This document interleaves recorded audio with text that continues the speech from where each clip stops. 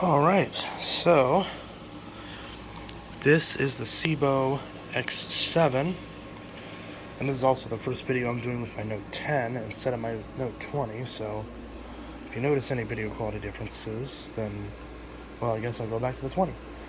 Anyways, so this will be a super quick video because it's already past midnight tonight, but I still want to get a video out for later today, so I'll have to do the requested videos that I had set up another day.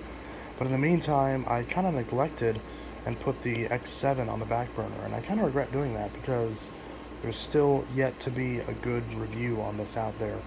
So this will not be the review, this will just be me using it in the living room and talking about it a little bit. And this machine is so quiet that the air conditioner I have running in the background might actually be louder. So we'll go ahead and give this a run. This beautiful X7. Which, I mean, it better be beautiful and be a good vacuum for $1,000, but, you know, what are you going to do? Now, it also has the boost button, so we'll see if we need to use that or not.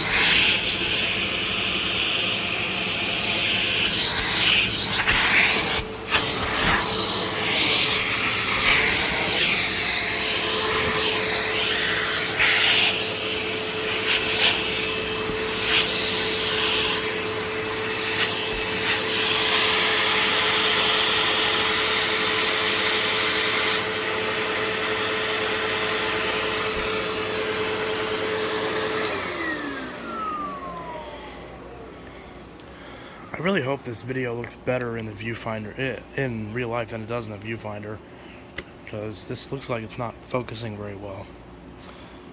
But anyways, as you can see, I was trying to do a little bit of focus testing with this camera by showing how even $1,000 vacuums still struggle to pull up pet hair out of my couch. It's just a basic faux leather Ashley furniture couch, and at least I think it's Ashley. And I'll tell you, Ashley does a great job at holding in pet hair and not letting it go. So even this $1,000 vacuum with its premium upholstery tool still leaves pet hair, and often I need to go over it multiple times to get the hair out. Which I don't usually it's something where you might mention it with plenty of other vacuums, but especially with one that costs $1,100, or I forgot if this model is $1,000 or if it's $1,100. I'm pretty sure it's $1,100 retail for the X7 Boost, which is what this is. So you gotta be a little bit more picky about stuff like this when you're spending that much money. And also the thing falls over a lot. But that being said, while the tool situation on Sebos has always been fairly lacking, the improvements that have been made to the X series in this SKU is insane. Obviously, the nice bright LED headlight that's on the best part of the nozzle, so it's not on the machine, it's on the actual front of the nozzle, and it shines forward. It's excellent. And you can see when I was vacuuming the unlit front area right by my door, you can see how bright the LED headlight gets. So that's great right there. We also have the boost button, which I didn't necessarily need to use, because by default this thing adjusts far better than the X4 and X5. And I hear some people say that the only reason why my X5 performed poorly was because it was defective, and that just seems kind of like a cop-out, because plenty of other people have had the exact same experience with their X series, where it just doesn't get low enough for whatever reason. But this X7 does not have that problem at all. It gets plenty low without being difficult to push. It agitates very well, even without being on the boost mode. And especially once you press that boost button, it's a beast. It's really good. And it's a huge improvement over previous Sebos.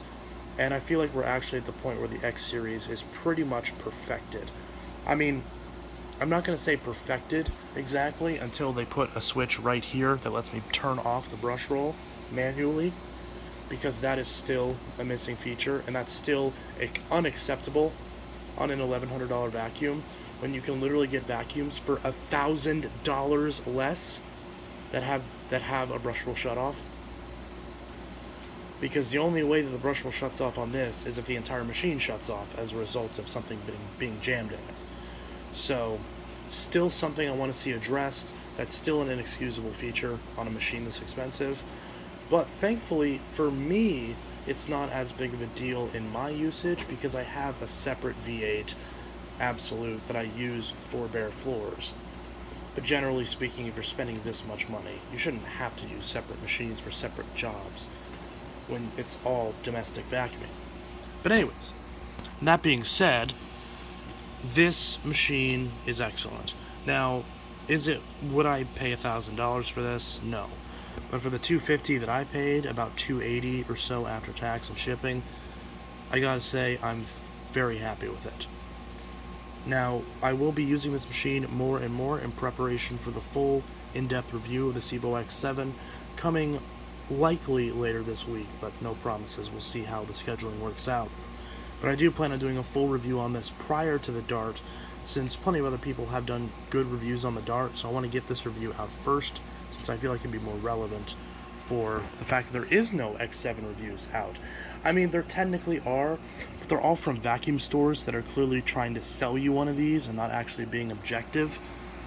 Because if you notice, they never mention the fact that there's no brush roll shut off, unless they're trying to then mention that they sell another machine at their store that does have it.